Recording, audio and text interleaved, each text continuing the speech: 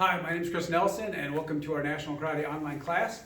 In this section I'm going to be teaching you how to do a proper round kick. So there's a couple of different ways that I like to teach this one, and I'm going to use, a lot of times we start on the bar in the class. You might not have a ballet bar at home, so you can use a chair. That will work out really well.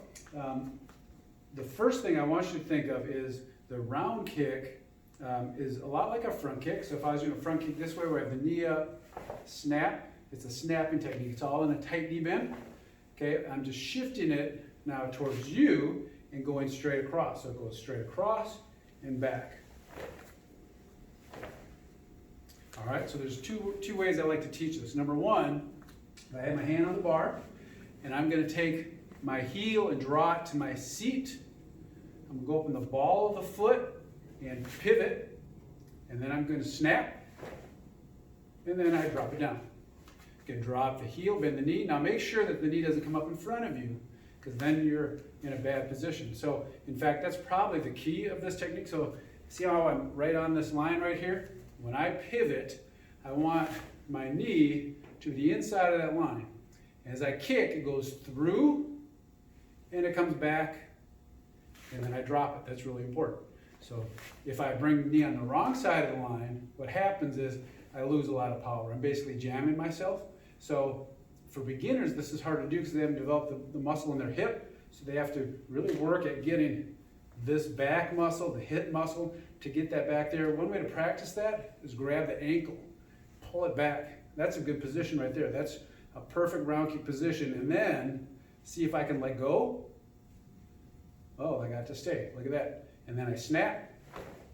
Let's see, get that back. Yep, that's where I want it. And kick. Really important.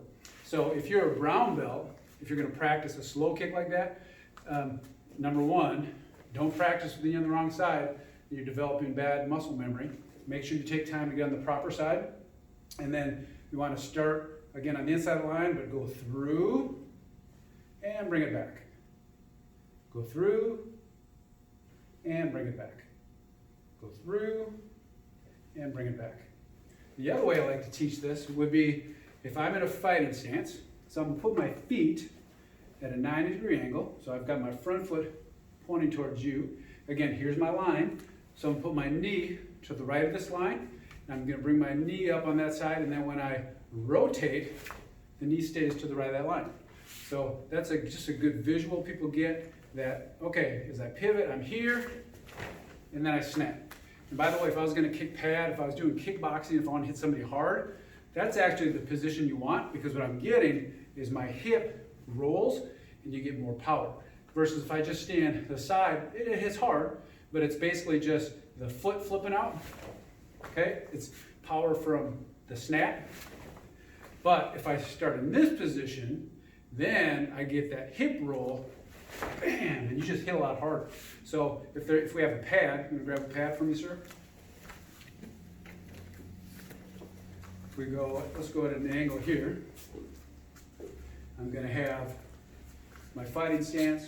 And by the way, so think about if I was doing a kickboxing combination, I just hit, my weight's on this leg, and then I'm shifting it, getting my hip around, bam. Again, the weight's here, coming across. Weight's here, coming across. So it's all about getting that hip to roll over. That's really key. Okay, so that's the round kick on a pad. If I do this on a paper, you know, we usually use the x-ray paper in the school, but x-ray paper we use because they last a long, long time, but you could use a piece of paper or a folder. We just got a regular manila folder here. So same thing, I'm gonna draw the knee on this side and snap, knee up, snap, knee up, snap. You can practice that both sides. So I just went through a lot of material. So if you don't have a hand target pad, you could use a pillow, you could use the piece of paper, but I would maybe spend, 2 or 3 minutes practicing your right leg kicks, 2 or 3 practice your left leg kicks, making sure you're practicing your slow kicks, make sure that you start developing that muscle memory, make sure you get that snapping back, all of that. So that's it for now, and go practice a little bit.